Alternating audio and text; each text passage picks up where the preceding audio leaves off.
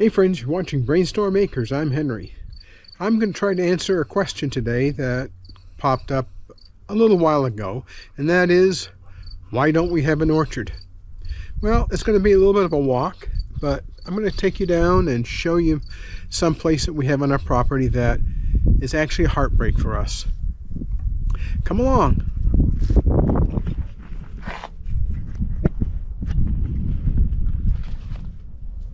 The wind's blowing a little bit. Temperatures just dropped down to 99 degrees at 6:30 at night.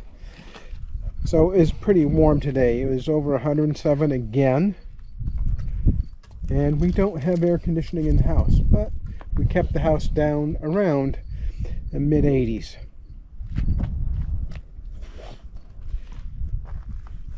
The flower bed is doing really great.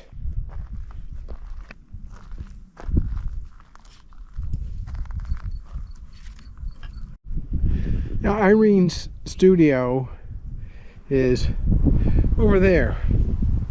It's about 100 feet from the house, a little less I guess. And let's go take a quick look at the raised beds that Irene has the armoring on. Yesterday she decided to move the butternut squash vine out of the squash bed.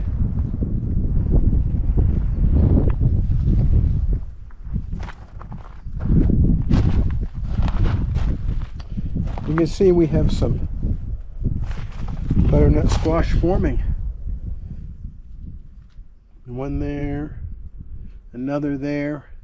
The last time we grew butternut squash, we had, I don't know, I think 19 or 20 butternut squash from the one plant. So it did really well.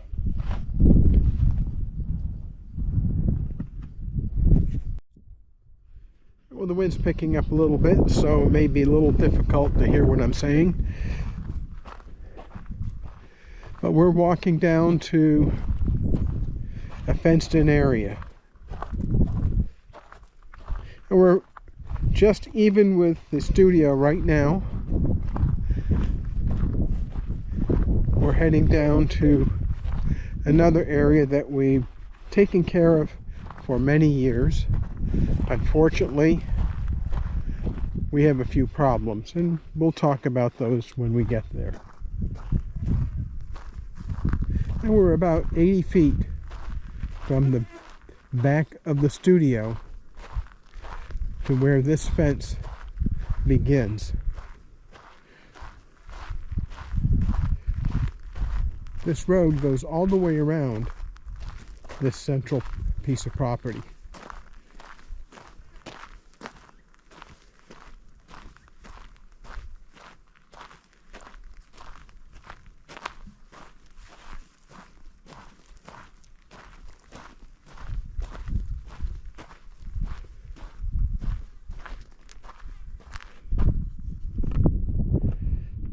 We're ready to go into the orchard.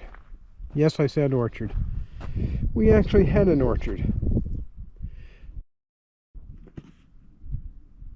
I need to remove the fastener that's holding this piece of gate in place. I'll bring you back when I'm done. This was the location we had a 2,500 gallon water tank set up specifically to water all of our trees in the orchard. And yes, I said trees. We'll go take a quick look.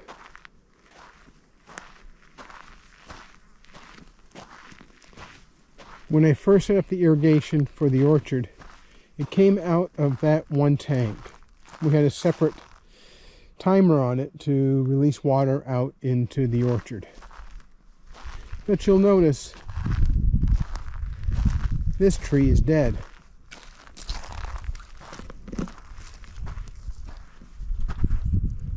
And it's been dead for a while.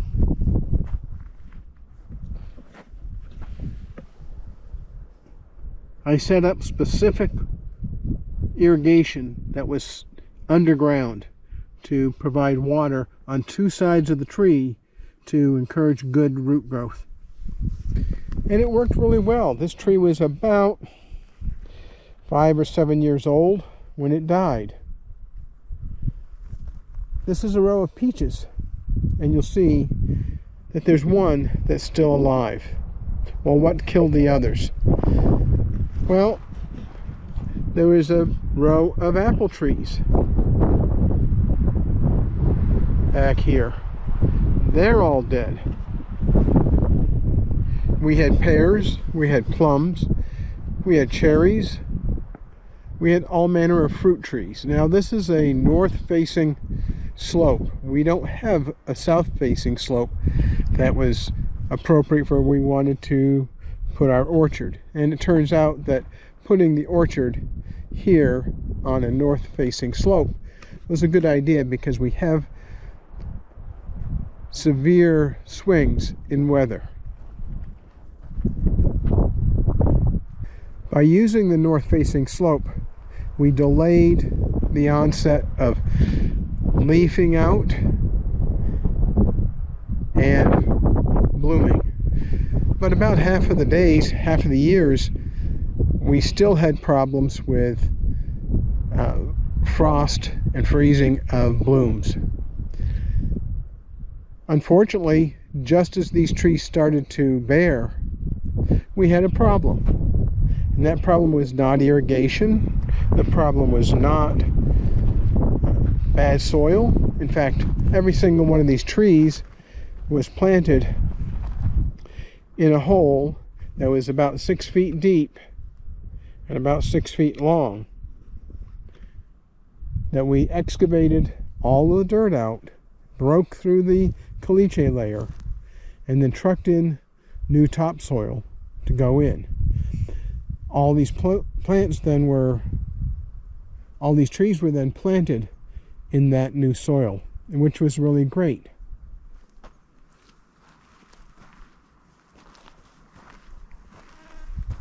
It looked like we'd excavated a graveyard here.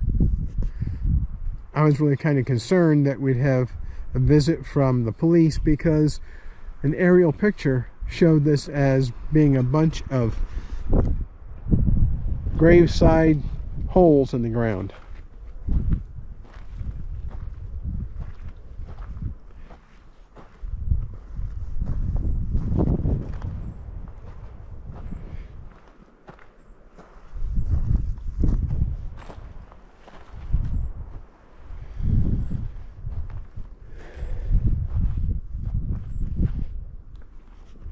We had 3 pear trees. The first set of trees that we got came with fire blight, which meant we had to pull them out, burn them, and get replacements from the nursery. We got those replacements, but the catastrophe that befell this orchard was pocket gophers. Now at the time we had no pocket gophers within 3 or 4 miles of our place. But we have a saying here on our homestead now that is, if you grow it, they will come. And that's exactly what happened. Over a few years, the pocket gophers migrated the several miles onto our property. And they came in and they ate the roots off of all these trees. They missed one. That one is really tough and is hanging in there. I don't know if we'll ever get a peach off it, but we're going to continue trying to let it grow. So that's the sad story of why we don't have an orchard. That's why we put the emphasis on the berry beds that we put in place a couple of years ago. We are getting berries off. We're getting quite a lot of berries off. The blackberries are doing great. Raspberries, less so. I think probably part of the problem here is that we've had some pretty high temperatures. Today was over 107 degrees again. We had a breeze which desiccates things. And that's not good for trees. That's not particularly good for berry plants either, but we're able to irrigate that on an automatic timer. Well, what about irrigating these trees? you'll see that there's some electrical outlets up here, because we in fact did run irrigation all the way from our house across this piece of the yard on this side of the fence, across the drive onto this piece of property, underground, all the way to the end of the orchard. Too late for two reasons. One was we did have some water failures early on that did damage trees. There's no doubt about that. But the real problem was those gophers. And once they got in here, they had a fabulous time chewing all the roots off of our trees. You could come down and pick up an apple tree, and it looked like it had been sharpened like a pencil.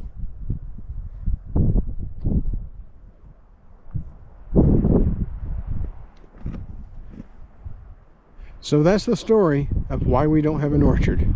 Real simple. We can't have trees that we can't protect the roots on here on our homestead. We have to be able to fence them out underground, which is a lot of work. And what you see here is the loss of 39 trees and 5 to 7 years worth of growth. Not a happy time.